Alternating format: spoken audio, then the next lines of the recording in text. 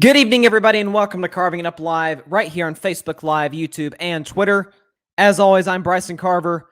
Got a great show for you guys tonight. Going to talk about that Rams-Seahawks game last night. I had the Rams winning last night and covering. They did do that. 26-17 was the final. Got the Major League Baseball playoffs going on right now.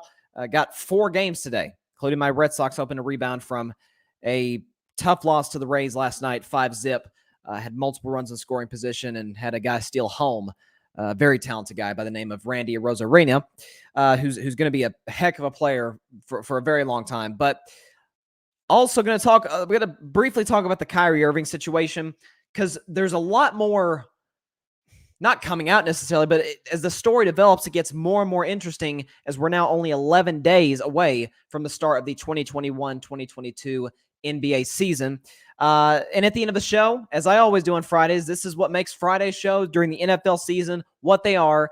NFL predictions on Sundays, 4 Sundays games. Got 14 of them. Man, I'm messing up my numbers. 14 games, including my upset of the week and if I were a betting man. So looking forward to getting all that. But I got to start, though, with, before I even get into last night's game, there's actually got some breaking news going on in the NFL right now. And that is that this is from the AP News, that report says the NFL reacts to a reported Gruden racist email comment.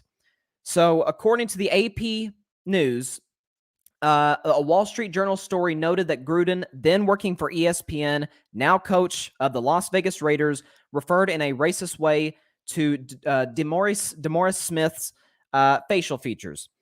Quote, the NFL from John Gruden denigrating Maurice Smith is appalling, abhorrent, and wholly contrary to NFL values, NFL spokesperson Brian McCarthy said. We condemn the statement and regret any harm that his publication may inflict on Mr. Smith or anyone else. So I don't know if the NFL is conducting an investigation as we speak, but certainly they came out pretty fast against this. So that goes on to show you that this is no joke. So whether... again, this email was 10 years ago when John was at ESPN from 2011 in reference to DeMaurice Smith. We don't know what the email says yet. Again, the story just broke, but expect it to be something that develops in the next 48 hours, if not the next 24 hours, because this is,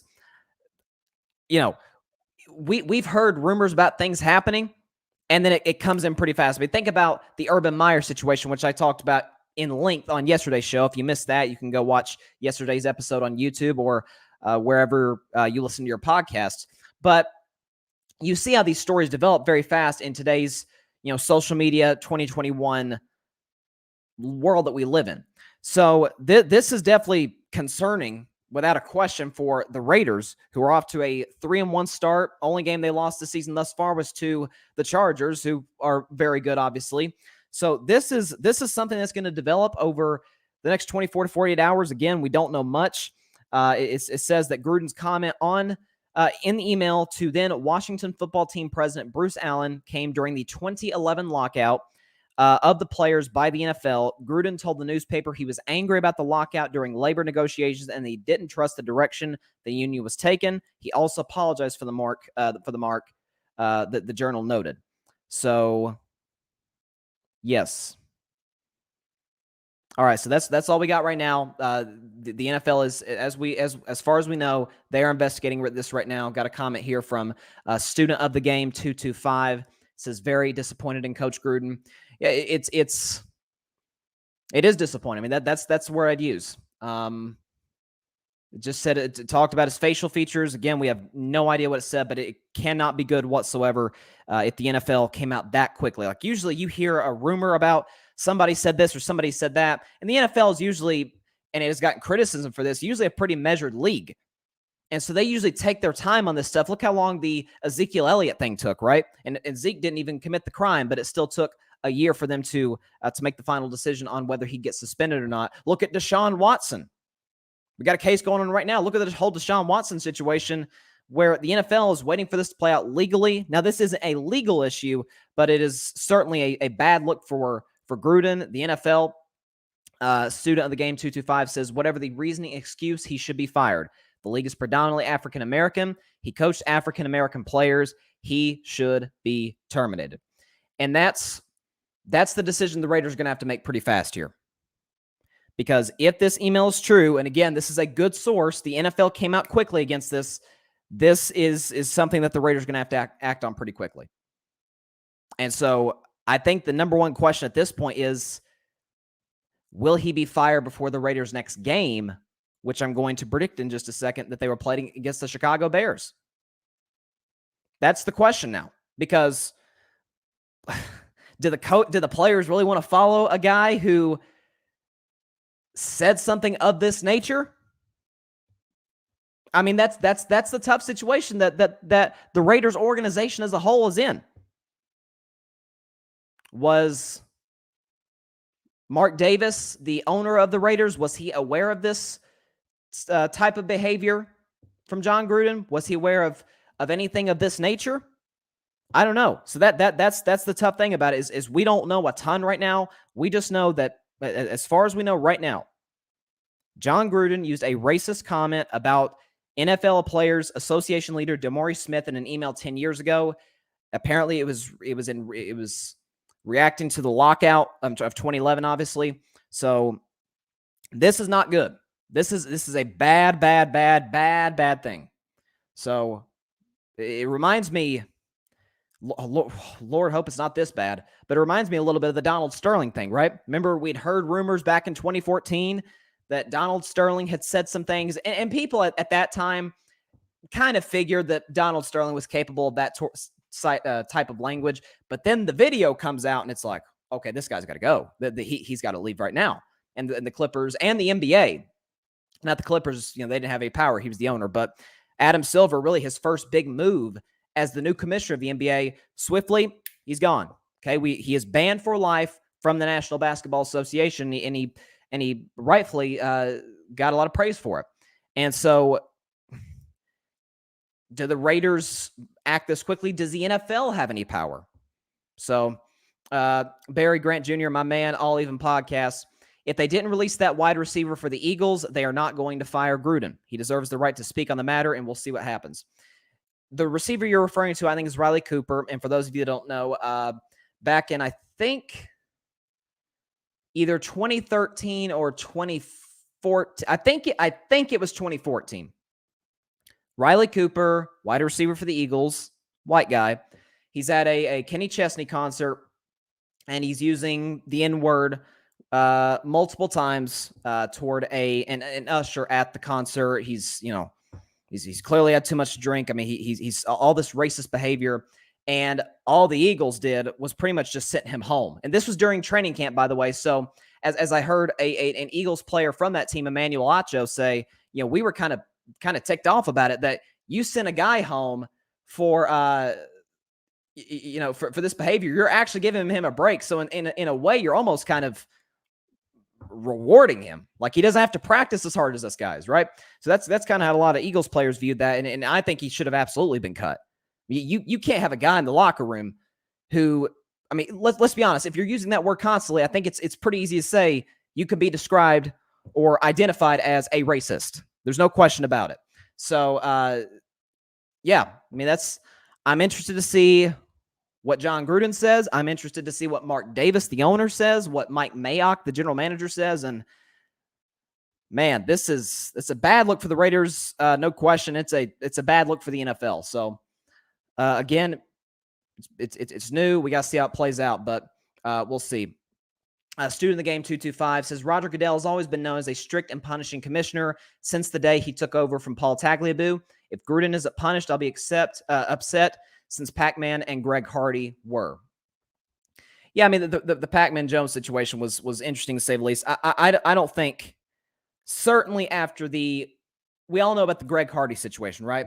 Greg Hardy accused of domestic violence. The Dallas Cowboys, in a move that at the time, and still to this day, obviously, I hated signing Greg Hardy. He got a 4-game suspension from the NFL, and about midway through the season, the pictures were revealed of what Greg Hardy had done to his, at the time, girlfriend. And it was very disturbing. And I thought the Dallas Cowboys should have cut him immediately. They didn't. And so that the NFL on issues of domestic violence, they've had a few, like Barry mentioned, with Riley Cooper. have had cases. I'm trying to think of back in the 90s, different commissioner. It was actually Tagliabue at that time.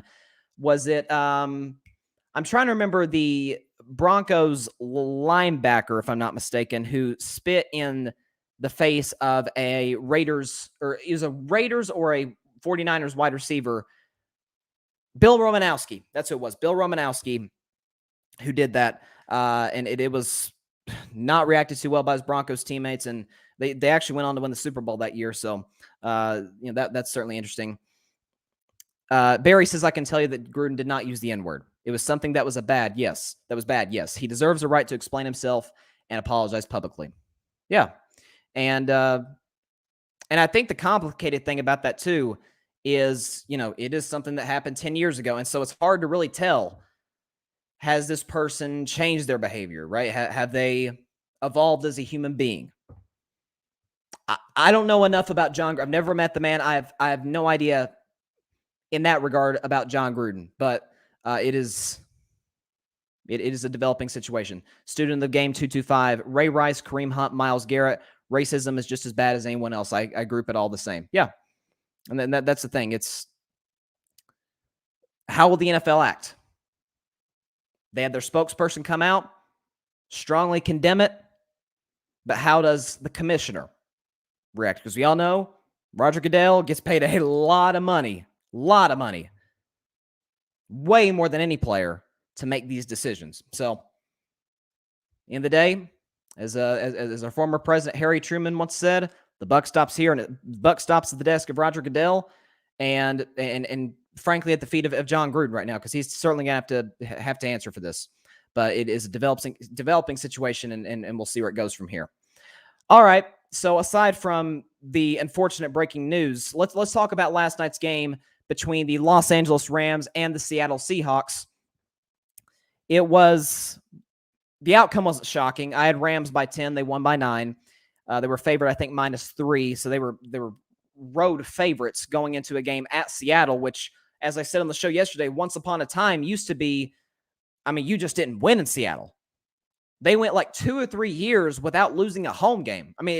You could not win in the Pacific Northwest in the NFL. You just couldn't. And now, not the case. The Seahawks are now 0-2, for the first time in years, and losing to the Titans after blowing a 2-touchdown fourth quarter lead. And a few weeks ago, they played the Minnesota Vikings, and they had a 10-point lead, 17-7 in the second quarter, and got shut out the rest of the way. I believe the final score was 30-17. So it's bad territory right now for the Seahawks. Student of the game says Seahawks defense exposed. Offense looked a bit better under Gino Smith than it did Russell Wilson. # hot take. Barry says, Bryson, I think it's time for Russ to go. The magic in Seattle is gone, in my opinion. It's time to retool. I was watching that game last night. And let me pull up the comment right here. Offense looked a bit better under Gino Smith than did Russell Wilson. I will say this about Gino Smith. I disagree with you, but I will say this about Gino Smith. What have I said on the show for like a year at least, is that the New York Jets are where young quarterbacks' dreams go to die. That's why I'm really, really scared for Zach Wilson, because I didn't buy into him coming out of a draft. But after seeing this kid play, I'm like, oh my goodness, you got to give him support.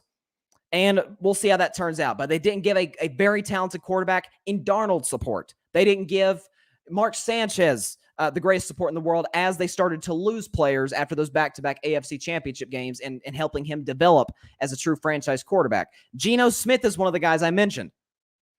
Gino Smith was a very talented quarterback coming out of college, but the Jets were an organizational tire fire and couldn't surround him with the necessary talent, the necessary weapons, offensive line, defense to help him succeed. Well, Gino Smith leaves the Jets, comes in against the Los Angeles Rams. They had a chance to win the game until he obviously threw a really bad interception with about 2 minutes left or so, which pretty much sealed the game for the Rams and got their record to 4-1 and getting their season back on the right track. But Russell Wilson, it is time As Barry said, it is time for Russ to go. Now, I don't know what you're referring to as to go, but if you're talking about Russ's decision, Russell Wilson, finish the rest of this year, see how it ends up. I had the Seahawks making the playoffs. Today, I had them finishing third in their division. I had all of the NFC West teams getting in the playoffs. It is undebatable. The worst team in the NFC West is the Seattle Seahawks. There's no question about it. We all know the Cardinals are better. We all know the Rams are better. I think the Niners are better.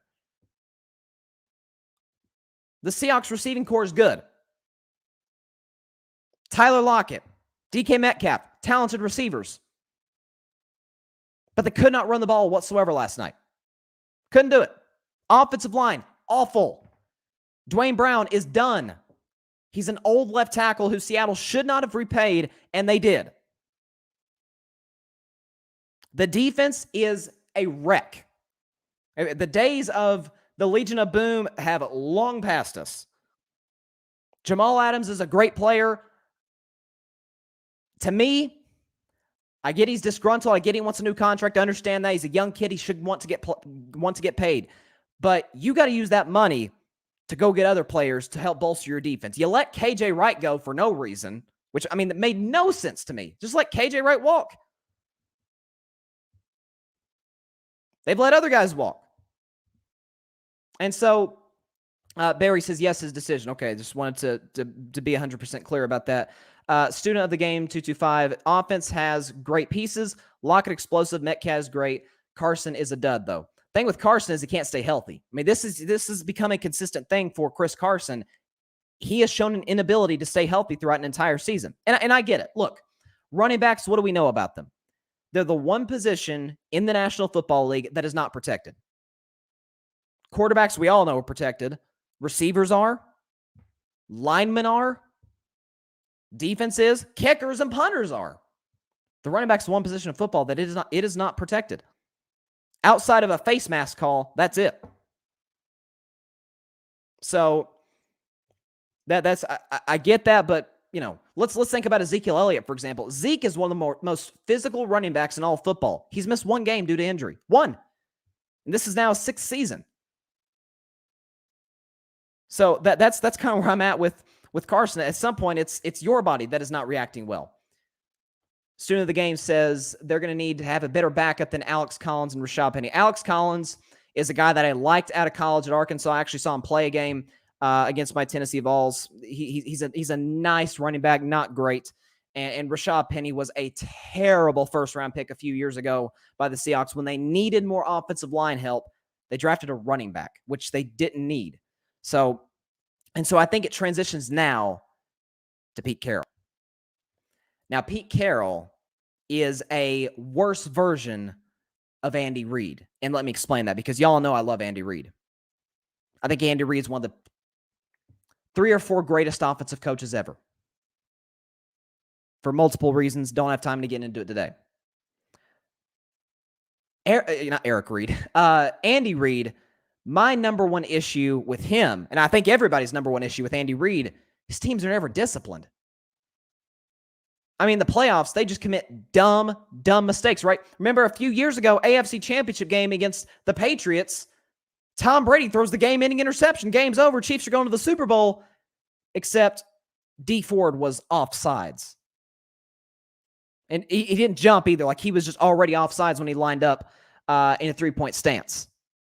So that was bad. We've had multiple instances when he was back in Philadelphia. This year in the postseason, in the Super Bowl against the Buccaneers. But at least Andy Reid has adapted to today's style of offense because he's a great offensive coach. Pete Carroll has not done that. Pete Carroll's a defensive coach. He has not adapted. And we got to be honest for a second about Pete Carroll. He is the same criticism for Pete. The same criticism for Belichick that I've had for years is the same I can apply to Pete. What's Belichick without Tom Brady? 1 playoff appearance. What's Pete Carroll without Russell Wilson? He was fired twice as a head coach. I'm not saying he's a bad coach. But was he ever among one of the best? Because he's refused to adapt. He's refused to evolve with the times. And you got to do that in the NFL. If you don't change quickly with the NFL, you're going to be left in the dust. You just are. And Pete Carroll's teams, even going back to USC, those great, some of the greatest college football teams of all time, they were never disciplined. Now, they were blowing everybody out, so it really didn't show itself up until, when they met Texas in my opinion, the greatest game in the history of college football. But we're seeing this with Seattle now. You saw a well-run organization go on the road on a short week after getting their arses kicked to their division rival, coming off a win over a division opponent, and it didn't even look like they belonged on the same field. Russell Wilson, of course, injured his hand during that game. We'll see. Russell has never, since he came into the league in 2012, Russell Wilson has never, ever missed a start due to injury. So we'll see. Again, obviously, the Seahawks have now 9 days to prepare for the next opponent. So we'll see how that goes. Student of the game says Pete Carroll should have had 2 Super Bowl rings. Should have never called for a pass at the 1-yard line when Beast Mode could have punched it in, and they had 1 timeout left. I mean, that's also the sky is blue. I mean, that's of course we all pretty much recognize it as the worst call in the history of the Super Bowl. And I always say, like, if that was 4th and goal with 5 seconds left and you had no timeouts, I defend the play call. Because, listen, the play call in Pete's defense was not that bad. Malcolm Butler just made a ridiculously great play.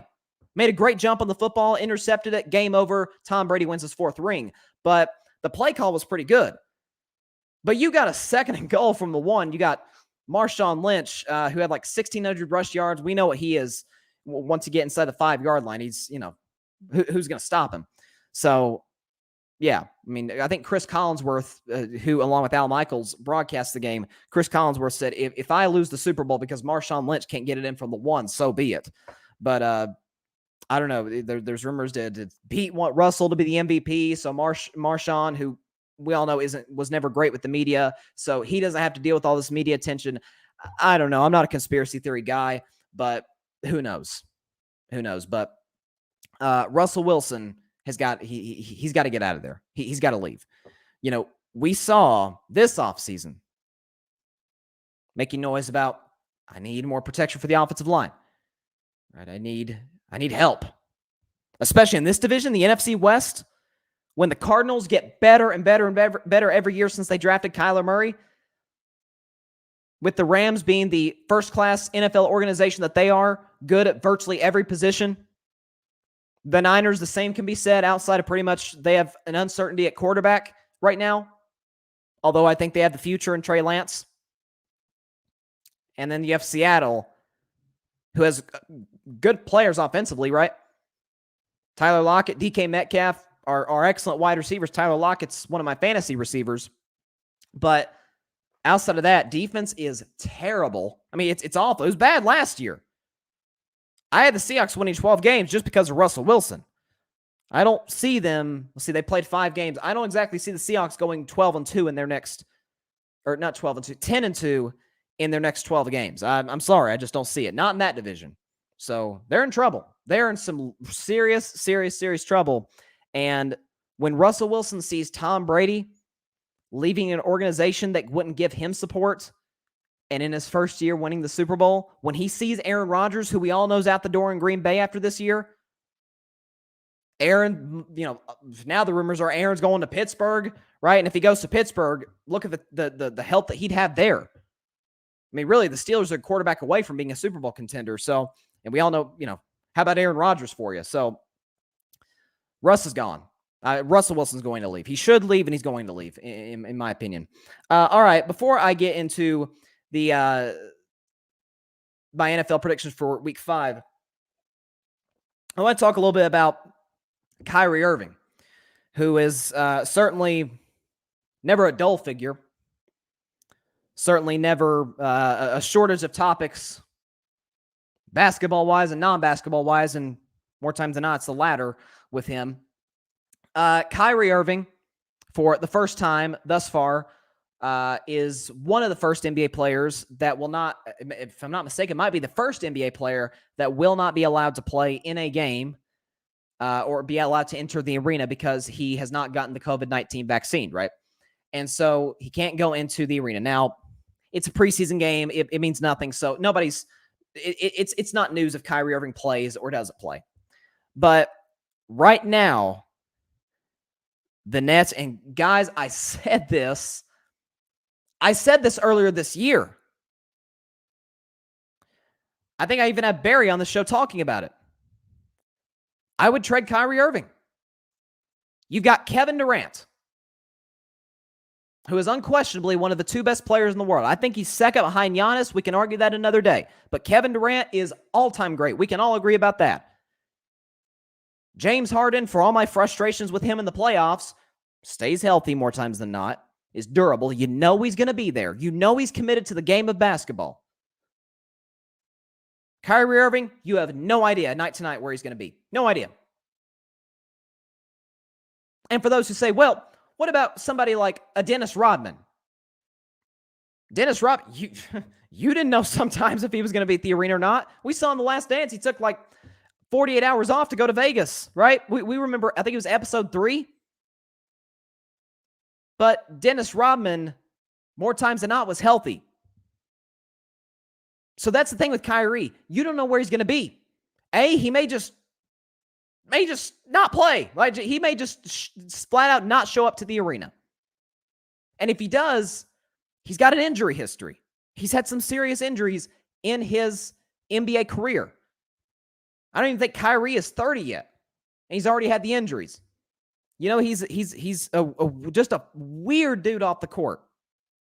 Earth's flat. Steak is not a meat. Christmas isn't a holiday.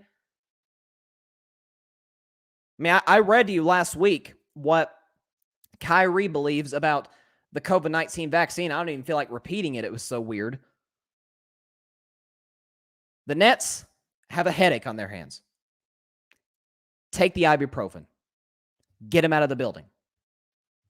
You can trade him to a team that can give you some pretty darn good assets. I'm thinking about teams like, say, the Indiana Pacers. Could you go get Malcolm Brogdon? Or, I don't know if he'd fit, but Domantas Sabonis, who's been an all-star in this league? Could you trade him to a team like, how about the Philadelphia 76ers? Now, would the Nets take Ben Simmons? I don't know. I mean, y'all know what I think about Ben Simmons. He drives me crazy. But there's plenty of teams outside of, obviously my Warriors aren't going to take him. They got Steph and Clay. But, teams outside of San Francisco and New York and now Toronto, which, listen, y'all know I think people should get this vaccine. But I think Toronto's rules regarding the vaccine are a little crazy. Can't enter, if you enter an arena as an NBA player and you're not vaccinated, you could spend up to 6 months in jail. I think that's a little over the top. But, but the bottom line is Kyrie Irving's become more trouble than he's worth. It's plain and simple. It's that simple. You don't know when he's going to be there, if he's going to be there. He's saying weird stuff off the court. You don't know what you're getting. Listen, when he's out there, he's spectacular. I mean, he is as fun of a player to watch in the league. And he can contribute to winning if he's the number 2 guy, like we saw in Cleveland when LeBron was the best player on the team, obviously. You got to let him go. You've got 2 superstars. You've got enough to win a championship right now. And you can get a lot for Kyrie Irving. There'll be some team that might take him. And John has a good point. And it's reports that I've heard coming out of NBA from very credible sources. John says Kyrie might retire on us. The reports coming out of Brooklyn say that Kyrie has threatened retirement if the Brooklyn Nets trade him. So that makes it even tougher for Brooklyn because teams are like, well, Kyrie's going to retire. Like, what do we do? You don't want to release him. You imagine the money you got to eat on that for a guy who's not even playing for you. You don't want to pay a guy $35 million to play half your games. I mean, you can't do that. So that's the thing the Nets got to deal with. You've got a guy in Kevin Durant who you know is committed. Now, we've had questions about him injury-wise. We've had questions about that, at least last year. He had a plethora of injuries. So we'll see. Can he stay healthy? That's a question going into the season. James Harden. I have a lot of criticism about him in the playoffs. I'll be the first one to say that. But you know he's going to be there. You know he cares about basketball. You know that he shows up on a nightly basis and gives you his all. You have no idea if Kyrie's going to be in the building. Right now, as it stands, Kyrie will play no more than 41 games. Because we all know 82-game NBA season is back. Half the games home, half the games on the road. Actually, Kyrie will play no more than, let's see, you do the subtraction, 39 games because of the rules in Toronto. Well, actually, it might be more than that because did the Nets play the Raptors twice in Toronto? They might. So around 35 games or so is what Kyrie Irving would be guaranteed to play if he stays healthy the whole season. You can't pay a guy $35 million to play less than half your games. In some cases, way less than half your games because you don't know if he's healthy. You don't know if he's just going to skip games. So this is tough. John says Harden to test free agency too. The Nets, from what I've read, are doing everything they can. They want to keep Harden there. Harden likes playing with KD. I don't anticipate they'll let James Harden go. I don't think they'll give up what they gave up only to lose him. But this is, listen, right now, and we're 11 days out, and I'll make my full NBA predictions on opening night, but I don't see the Nets winning the championship this year. There's too many distractions. There's too many ifs. If there's more questions than answers, I don't think you can win the championship, as talented as you are. This is one of the best NBA 2K teams ever. But this is real basketball. And you don't know whether Kyrie's going to be there. You don't know what weird stuff he's going to say. He says all kinds of stuff. You don't know what James Harden's going to be in the playoffs. You know KD is unbelievable, but he's had some injury issues. So, again, as I mentioned, there's more questions than answers with the Nets, and so we'll see. But if any team will take Kyrie Irving, give him to them and get whatever you can get. You've got to get this problem off your hands. And even Stephen A. Smith said today on First Take on ESPN that the sources have told him that Kevin Durant pretty much has the final say in this. And Kevin Durant wants to win a championship. Like, he left Golden State to go lead a team to the championship because there were the critics of him in Golden State were like, well, KD won with the super team, right? He couldn't win a championship till he had Steph and Clay and Draymond. And so KD's like, okay. Now, I take the fact I'm a Warriors fan out of this. I still think it was not a good move. I don't think KD made the right decision. But listen, if that made KD happier, God bless him. I wish him the best. I hope he succeeds in Brooklyn, and he has thus far. But KD wants to win a championship and lead his team to do it. And he can't have this distraction in his way. So that's where the Nets are at right now. All right. It is Friday. It is the NFL season, as we all know. It is week 5. We had a game played last night. So you know what that means? It is time for my NFL predictions. Now, last week, I went 8-8. It was my worst week of predicting games thus far. It was bad. There were some lines that I loved, and it was just a bad week for me. Thank God the Chargers won, or I would have finished under 500. It was bad. Going back real quick to the Kyrie Irving thing, my man Grady Edwards has a question. He says, do you think Kyrie is just a bad guy? The way he responds to things and how he treats people just made me think about that recently. Maybe this guy is just not a good guy. I'll say this in Kyrie Irving's defense. He's done a lot of great work in the community. He's helped prop a lot of black people up. He's promoted the NBA immensely. Right? I think he actually, when the WNBA players, those that took time off, I think he actually paid them. I mean, so there's certain areas where Kyrie Irving has a good heart. I can't deny that. But again, he's become more of a distraction than than he's worth.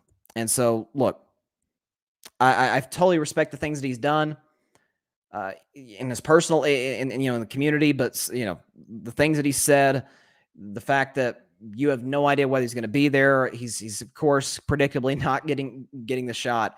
It's just kind of a mess right now, but we'll see. So NFL predictions, week 5. Here we go. We're going to start with a morning game, a game that's going to kick off at 9:30 Eastern and real bright and early on the West Coast, 6:30 Pacific time, a.m. on the NFL Network in London, between the New York Jets and the Atlanta Falcons, two teams that are 1-3. One of them, the Jets, coming off an exhilarating win over the Titans last week. The other in the Atlanta Falcons coming off a tough loss, another Atlanta Falcons close loss to the Washington football team. Now, Atlanta is going to be missing 2 key contributors. Calvin Ridley, out. Russell Gage, out.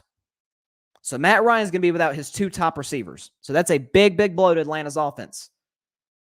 The Jets, on the other hand, moved the ball well. Zach Wilson played excellent. But with that said, by the way, the Vegas line for this game, if I can pull it up right here, the Vegas line for the New York Jets and the Atlanta Falcons is Atlanta -3. Again, they are the designated home team for this game.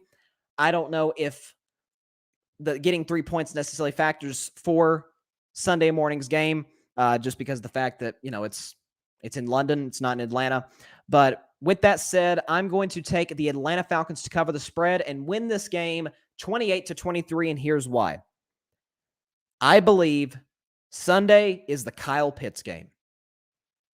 Kyle Pitts has not done much his first 3 games in the National Football League. He is a guy that I've religiously said is the greatest tight end prospect coming out of college we've ever seen. Fast. He ran like a 4.39, something incredible during the NFL Combine. He's got great hands, right?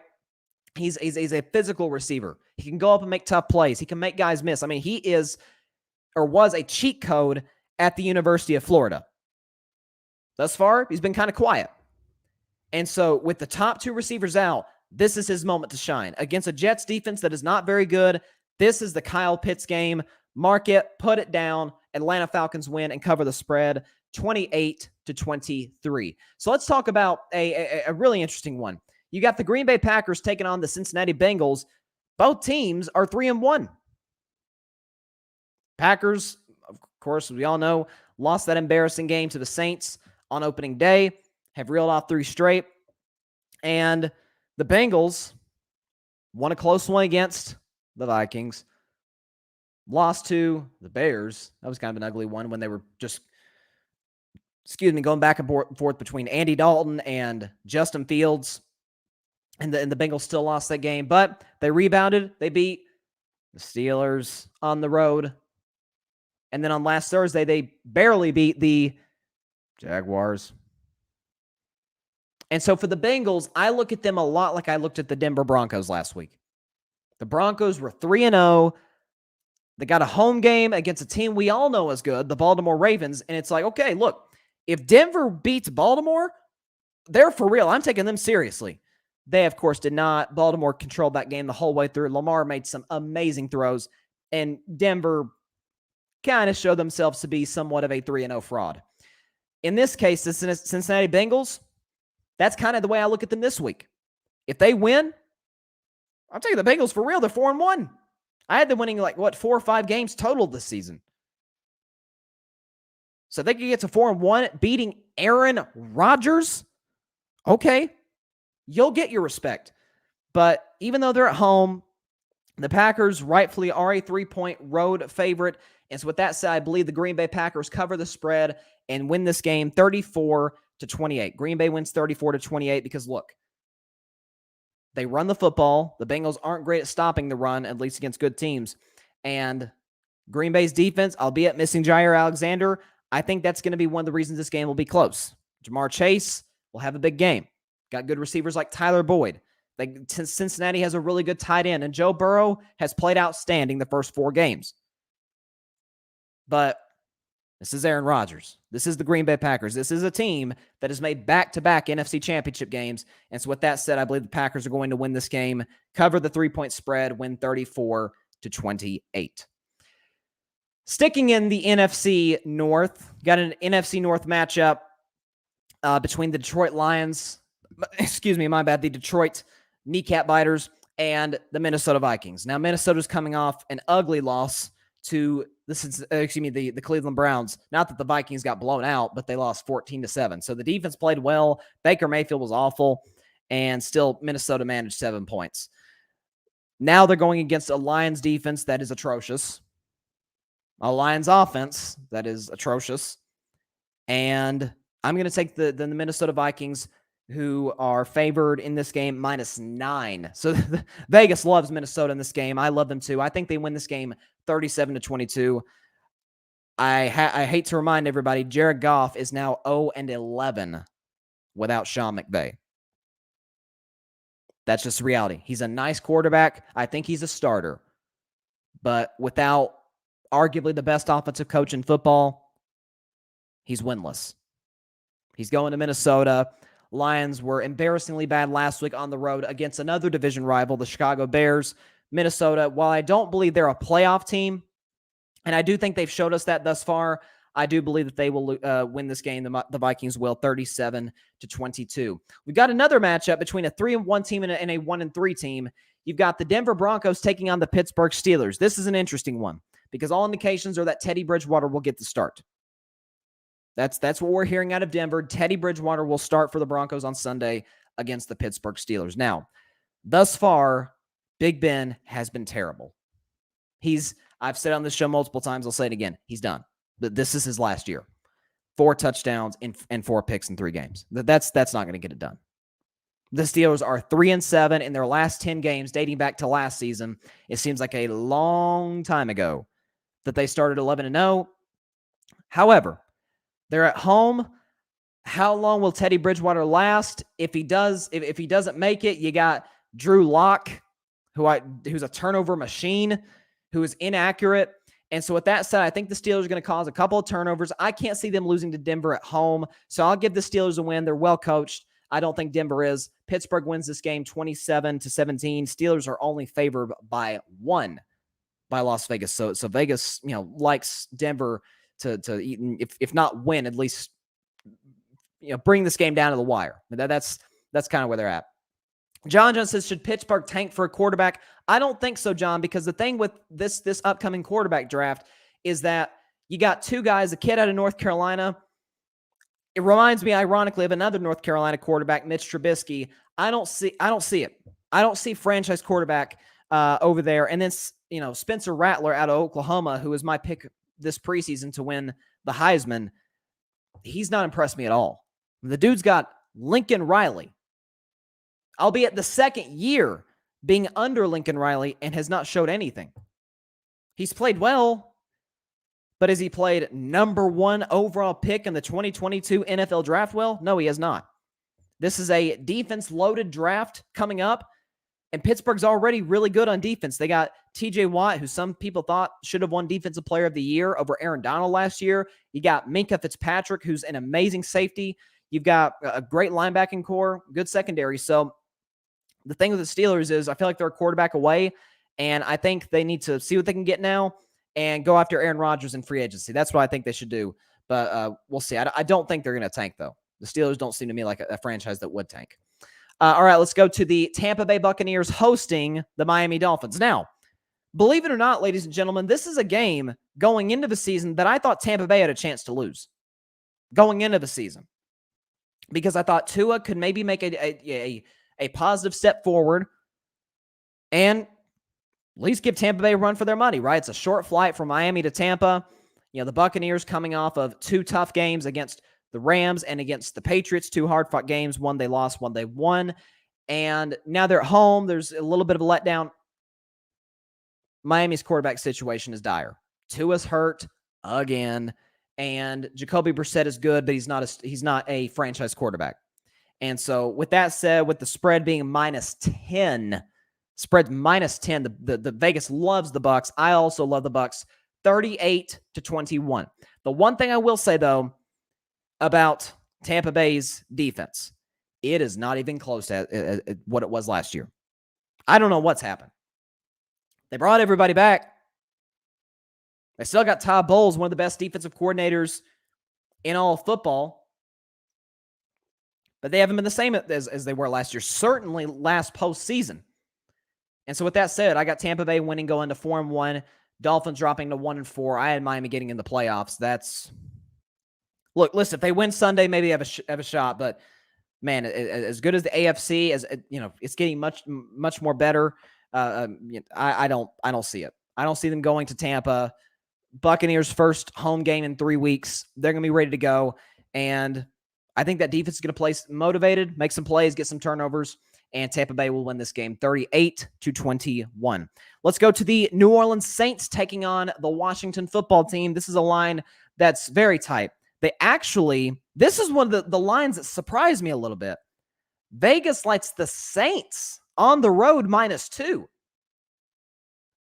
Now, mind you, the Saints are coming off a home loss, their first true home game really in 2 years at the Superdome, right? Because, of course, last year with COVID, it wasn't the same Houdat Nation as it's been in years past. And then the first game of the season was supposed to be a home game against the Packers. Of course, because of the unfortunate events of the hurricane, it was played in Jacksonville. So first home game in a while last week, and the Saints laid an egg in the fourth quarter in overtime against the New York Giants.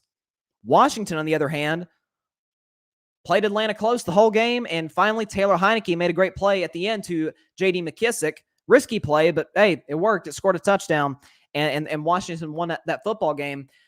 This is a game that I do think is going to be nip and tuck. I think it's going to go back and forth. The Saints are a team that through the first 4 games, you don't really know what you're going to get.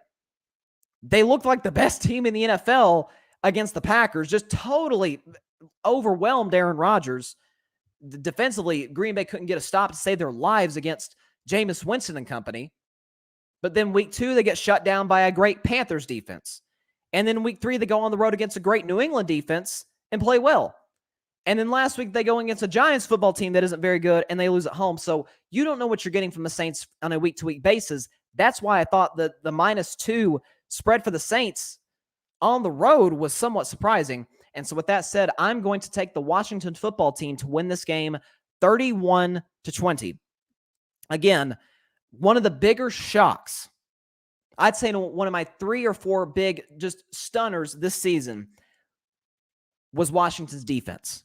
Last year, it was the second best defense in the whole league. This year, it's bottom 5. They have been terrible. And so I think Jameis and company, Alvin Kamara, Marquez Callaway, 2 Tennessee guys, shout out to them, go Vols. They'll play well, but Taylor Heineke will make one more play than Jameis Winston. The thing about Taylor Heineke that I will say this, I'm still not totally bought into him as a franchise quarterback.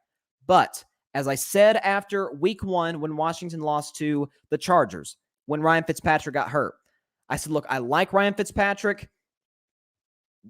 There's a reason he's been in the league for 17 years now, but Ryan Fitzpatrick can make the throw that will win you the game, but he can also make the throw that'll lose you the game. Taylor Heineke is right in the middle.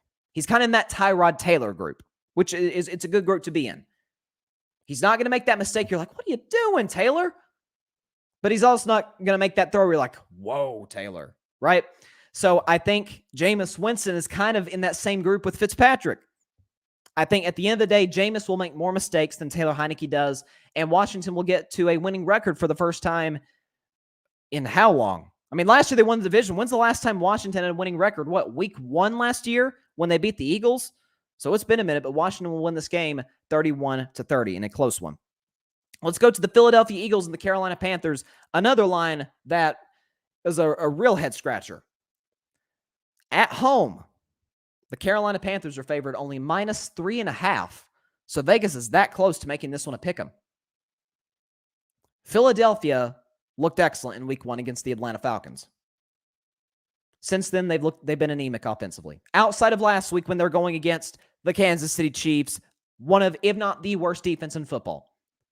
They didn't punt against Kansas City. Well, newsflash, few do punt against the Kansas City Chiefs defense. The Eagles going on the road to Carolina. Carolina, their first loss of the season last week to my Cowboys, right? And so when I look at this, when I look at how this all shakes out with as bad as,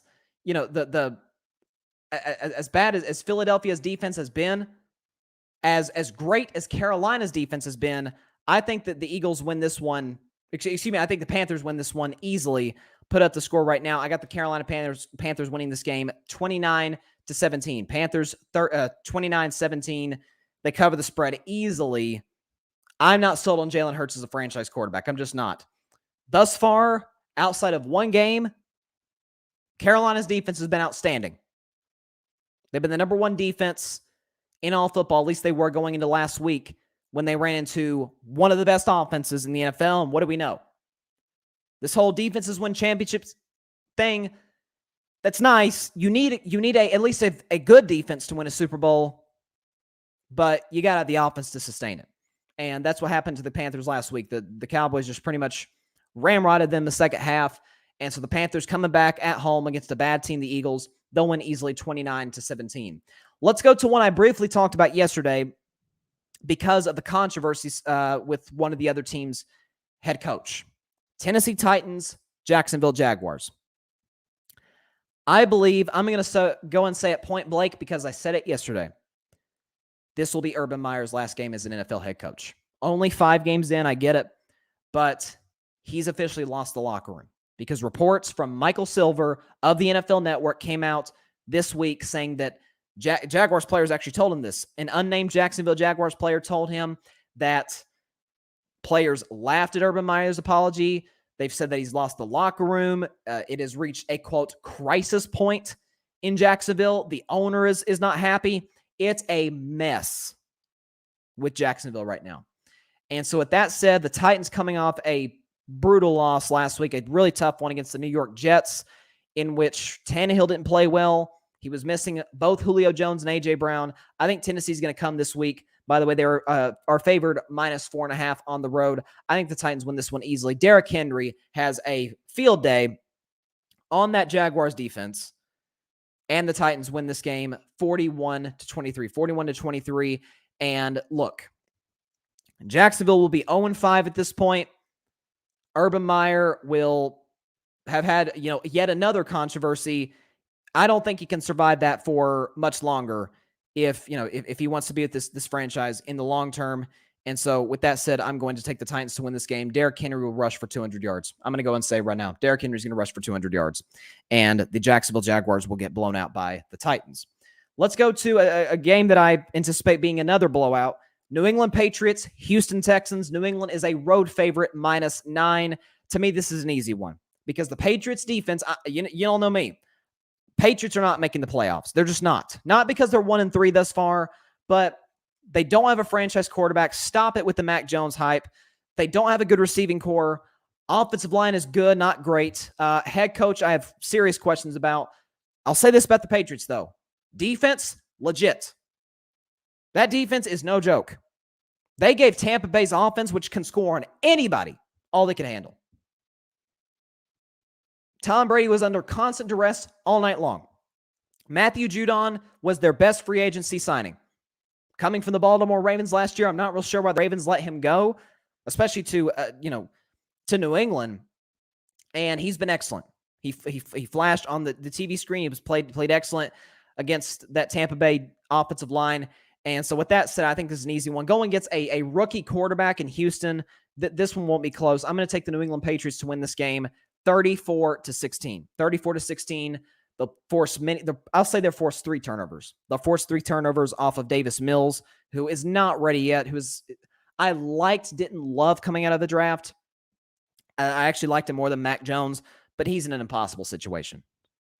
He doesn't have great receivers. His offensive line is atrocious. They have no running game. They have no defense.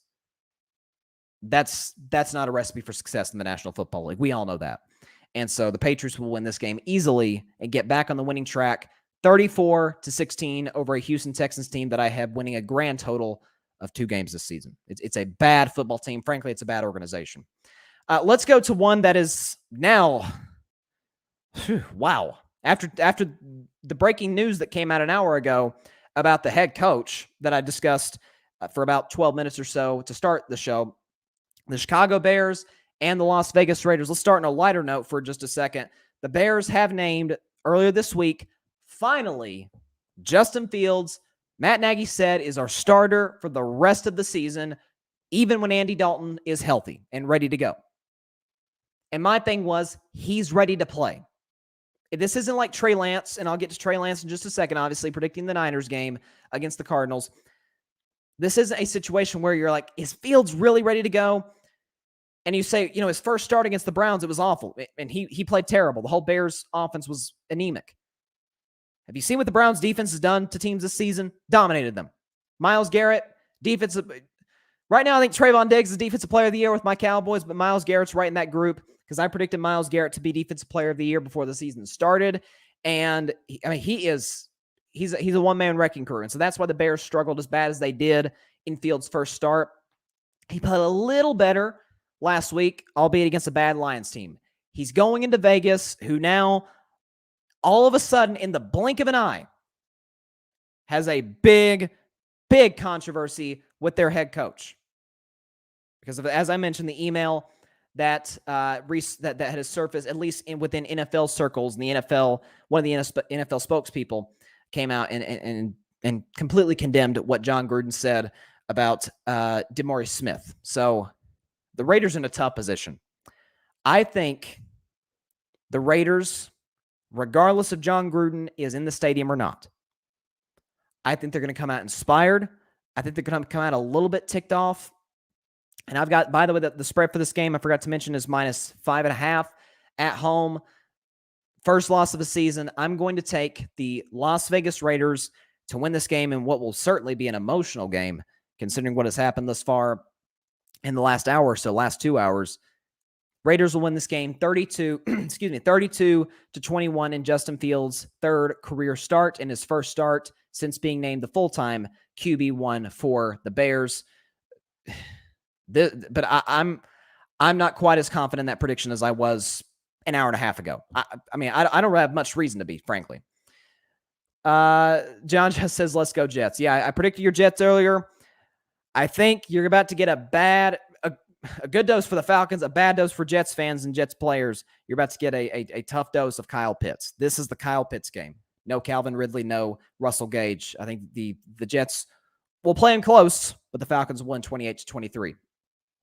Let's go to, what is it? We got Browns versus Chargers. Now, Chargers are favored -1.5. Chargers are favored -1.5. So that tells you they're giving Cleveland a shot, albeit their quarterback is playing bad. Although we found out this week that Baker Mayfield has been playing with a torn labrum in his shoulder. We found out after that Odell Beckham, who said it himself, he's been playing with a torn labrum for years. So that's really interesting. Grady, real quick with John Gruden. He says, I don't know a lot about the controversy. What exactly transpired? Do you feel like something that happened 10 years ago should affect his status with the team? Again, I'll say now what I said at the beginning of the show, Grady. It tells me a lot, considering the NFL's history with this kind of stuff, with domestic violence, that they came out that quickly and condemned what John Gruden said. Again, we don't know verbatim what he said. We know who he was talking about. We know kind of what he said. Said he was condemning DeMaurice Smith's facial features. I don't know. And look, I certainly think it's a valid point. Barry said in the comments earlier in the show as well about, it did happen 10 years ago. Has John Gruden changed? Is this a side of John Gruden that we didn't know was there? I don't know. So, look, I don't think it's as urgent a firing matter as, say, the Urban Meyer situation is. I think Urban's getting fired after Sunday. I said that yesterday. I said it again today. But it's close. So we'll see if John Gruden says anything at all, if he gets an opportunity to say anything. We'll see what the Raiders say. But it is going to be a developing situation without a question. So I'm really interested to see what happens. But it's complicated to say the least. But back to Browns-Chargers. Odell Beckham's been playing with the torn labrum for years now, as he admitted in a press conference recently. Baker Mayfield, according to reports, has also been playing with the same injury. And so that's that. I'll not give him the excuse, but I'll at least take some heat off Baker for how he's played the last few weeks, which has not been very good. The good thing about the Browns, they're not completely reliant on Baker. They're reliant on an excellent running game because they have a great O-line and the best running back duo in football in Nick Chubb and Kareem Hunt. But you're on the road, and you're playing a Chargers team that's feeling really good about itself. You're playing a Justin Herbert who is red hot. Really, since Justin came into the league, he's had like one bad game. He had a game last year against the Patriots where he was terrible. Chargers didn't score a point and lost 45-0. That feels like a long time ago. So this is a great Browns defense. I think they will keep it close. But I do believe the Los Angeles Chargers will cover the spread and win this game 28-20. 28-20, Chargers win. This is going to be a tough game for Cleveland. On the road, this is their first real test since week 1 against Kansas City. And unlike Kansas City, the Chargers are good on both sides of the football. Right? So that makes the situation that much more tough for the Browns. I'm not saying they can't win, but that's a lot to ask out of your football team to go over to Los Angeles and win a game over a Chargers team that's not proving to be a good team. It's proving to be, I would argue, a great team because of how they played the first 4 weeks of the season. Chargers win 28-20. And so now it is time for my segment called We're a betting man. If I were a betting man, I would take the Dallas Cowboys, my Dallas Cowboys. I'm wearing the shirt as I do every Friday. Here you go. I'm wearing my Dak hat as I do most of the shows on Carving It Up Live, as always. The Dallas Cowboys are favored -7 against the New York Giants. I think they cover that spread easily and win in blowout fashion on Sunday, 42-16. 42-16, because here's the thing. The Cowboys' defensive game plan going in, by Dan Quinn, stop Saquon Barkley. Saquon Barkley last week, NFC Offensive Player of the Week because of how excellent he played, how amazing he played against the New Orleans Saints. A Cowboys defense which gets better and better every game. A Cowboys defense that just released Jalen Smith, which in a move which I defended, and you still have Micah Parsons, who thus far is the frontrunner for Defensive Rookie of the Year. You have Trayvon Diggs, who is the frontrunner for Defensive Player of the Year. You've got Randy Gregory coming off of a 2-sack game against Carolina. This Giants offensive line is not great. Daniel Jones is prone to multiple turnovers. I think the Cowboys win this one easily over their division rival, 42-16. That is not my heart speaking. That's the fact that this is a great football team. This is a Super Bowl contending team, as I said it would be going into the season, and even the defense has shocked me. Even the running game has shocked me. But my number one concern is I think Mike McCarthy is going to be the downfall of this team. Let's go to a comment here from Grady. Back to the Browns-Chargers game. He said, people can diss Baker all they want.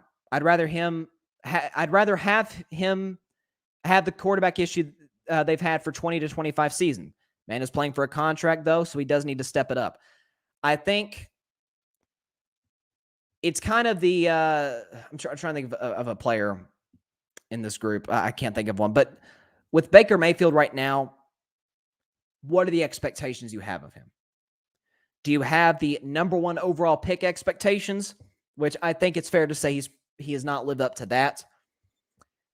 Do you have him live up to Browns quarterback expectations, to which he's very much he's exceeded that. He hasn't lived up to it. He's exceeded it, considering, as you mentioned, their quarterback played the last 20 to 25 years.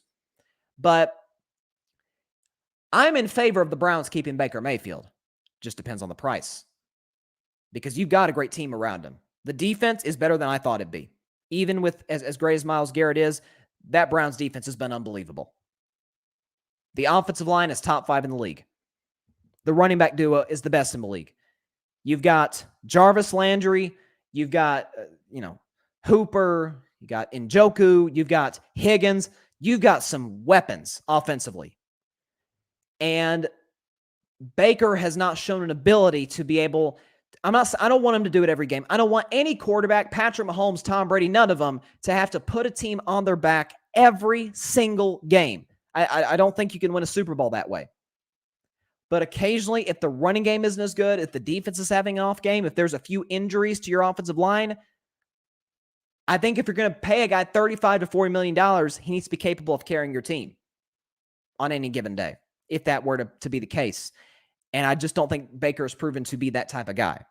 So if they give him, to me, my cap is $30 million. I think if they give him more than $30 million, I think he is not in the Russell Wilson, Aaron Rodgers, Dak Prescott, Josh Allen, Patrick Mahomes category. We all know that. But they should keep him, but don't give him the money that those guys have made. Because if you do, you have handicapped your franchise for the next 4 to 5 years. So that's my thoughts on Baker. All right, second to last game, you got the San Francisco 49ers going to Arizona to play the 4-0, the last undefeated team left, the Arizona Cardinals. Now, big news for this game because Trey Lance, my guy, Trey Lance, is starting on Sunday for the 49ers. The only thing about Trey Lance, my one thing about Trey is I don't think he's ready yet. You got to realize, coming into the season, he had one start in the last 18 months going into the 2021 NFL season. One start. So reps is what he needs. And so with Jimmy Garoppolo hurt, Trey Lance in, it's a tough situation for San Francisco. Going on the road to a team in Arizona that has been excellent. Kyler Murray, in my opinion, is the front runner for MVP. The running game's been okay, but his receivers are great. You got A.J. Green, who's, dare I say, looking a little bit like the Cincinnati Bengals version of A.J. Green, at least when he's healthy. You've got DeAndre Hopkins, who hasn't made a huge impact yet. So imagine when he gets going. You've got really good slot receivers, Christian Kirk and company. I mean, and a defensive line, which is wreaking havoc. Chandler Jones, J.J. Watt. I mean, Buda Baker in the secondary. I mean, this is a great, great football team that they put together. And I think it's going to overwhelm the rookie a little bit. I think he'll make some great throws, but it'll remind me a little bit of, say, a Trevor Lawrence or a Zach Wilson, that you don't necessarily know if they're ready to get to that next level yet, because guess what? They're rookies.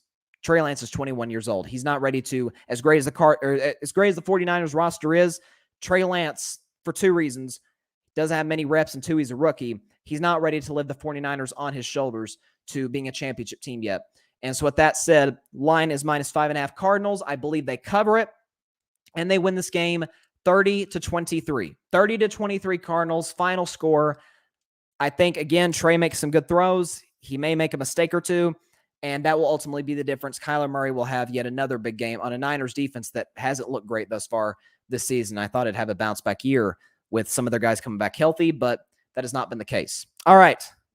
Now, you may have noticed that I did my If I Were a Betting Man segment, but I haven't done Upset of the Week. That's because I think this last game is going to be my Upset of the Week. And what is it? Bring it up right now. The Buffalo Bills will go on the road to Kansas City and beat the Chiefs at Arrowhead 41-38. Chiefs are favored -2.5 in this game. So that tells you Vegas doesn't even think this is a pick 'em. They actually give Buffalo a little bit of an advantage. But the line is what it is, and I'm taking the Bills to win this game. Kansas City's defense is hard to watch. It is, as I've said on this show the last few weeks, it reminds me a lot of that 2018 defense. Remember when Patrick Mahomes threw 50 touchdowns, won the MVP, they got the number 1 seed in the conference? But when rubber needed to meet the road, they met the New England Patriots. The Patriots weren't even a good offense that year, and they could not stop them. They couldn't get a stop in the fourth quarter or in overtime, and they lost the game, and their season came to an end. I think this is going to be who plays in the AFC Championship game. As I said before, the first game of this season was played. I think the Bills will beat Kansas City and Arrowhead in the AFC Championship game. This defense is not very good at all. Buffalo's defense isn't great. Josh Allen is only completing 55% of his passes. I get that. But this Chiefs defense is awful. Patrick Mahomes, Josh Allen, it'll be the best quarterback battle of the season. They'll go back and forth, but I believe Josh Allen will lay the final blow, just like Deontay Wilder will with Tyson Fury tomorrow night in Las Vegas. The Bills will win this game 41-38. That is my upset of the week. Woo! With that, that's all the time we have for tonight's show. We appreciate everybody stopping by. Be sure to catch Carving It Up on Monday, as always, at 6 p.m. Eastern, 3 p.m. Pacific time on Facebook Live, YouTube, and Twitter. If you've been listening to the Carving It Up podcast, we appreciate that. You've been listening on Spotify, iHeartRadio, Google Podcasts, Anchor, as well as wherever you listen to your podcast. Again, if you're on YouTube, be sure to click the big red subscribe button. Like, comment, share. Helps the channel and the show grow exponentially. Be sure to follow me on my social media platforms as well. So have a great weekend, guys. Enjoy some football. Enjoy some playoff baseball. Enjoy the big heavyweight fight on Saturday night. Have a great weekend. See y'all on Monday. Stay safe. God bless you all. Peace out.